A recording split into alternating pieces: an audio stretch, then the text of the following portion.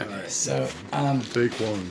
so we started with just happy birthday to you, happy birthday to you, happy birthday whoever, happy birthday to you. Cool. Mm-hmm. So 3 chords, 1, 4, and 5. Happy birthday to you, happy birthday to you, happy birthday whoever, happy birthday to you. Cool. Mm-hmm.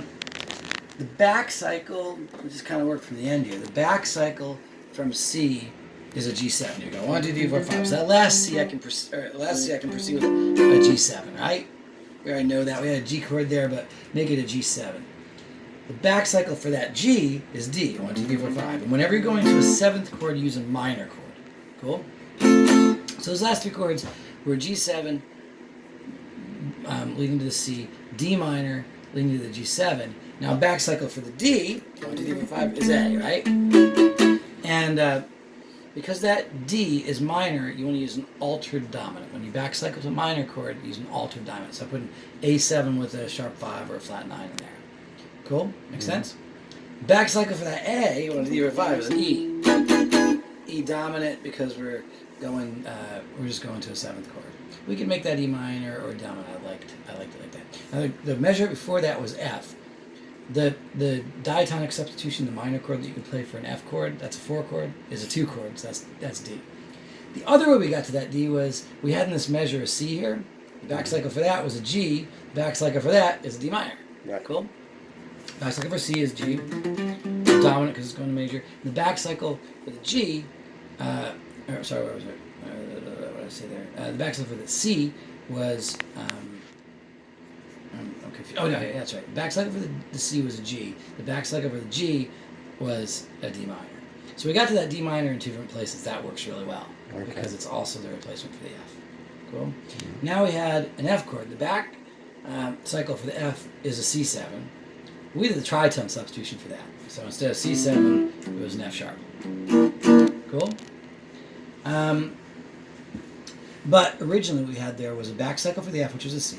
The back cycle for C, which is a G. Now, because that C was dominant, the back cycle is minor. It's a 2-5 progression. So that's where we got the G minor from. Right. Just back cycling from the F. Is that cool? Mm-hmm. Here, I put in an E minor chord because that's one of those substitutions. It's a 3-chord substitution for the 1 chord. Cool? Okay. Make sense? Is that cool? Yeah, I get it. Then I back cycled to that. Originally, we had some other stuff going on in here. So originally, I was back cycling to the G, and a couple of my other substitutions, I did put a D7 in there because I just left that G minor as the chord that was in that measure. But we put an E minor here, so I back cycle to that. Back cycle to an E is B, right? Right. Because that E minor is minor, we're making this an altered dominant. Let's make it like a sharp 5 or something. Okay? Is that cool? Mm-hmm. Now we had a C here. Back cycle to that is a G. I added a sharp 5. Back cycle to the G is a D minor, so I have a D minor in there. Then we played with some of these other ones. The tritone for a G is D flat, so we can put D flat in there. But we've also got a back cycle going to the G, which is a D7. So the back cycle for a G is a D7. So we stuck a D7 chord in there. Tritone for that is an A flat. Cool? Right. Dominant. And so that's what I ended up going with. I took the back cycle for that D7, which was a back cycle, and stuck that in the chord there along with D minor. Is that cool? Okay. Cool. So we got the D minor G7 C by just back cycling from the C. This is the back G7 is the back cycle for C. D minor is the back cycle for G7. Right. Cool. And then we kept on going. Since I had that D minor, I back cycled to it. It's a minor chord. 1, 2, 3, 4, 5. That's an A dominant. That's a altered chord because you're going to minor. So makes sense. Back cycle for A7, E minor.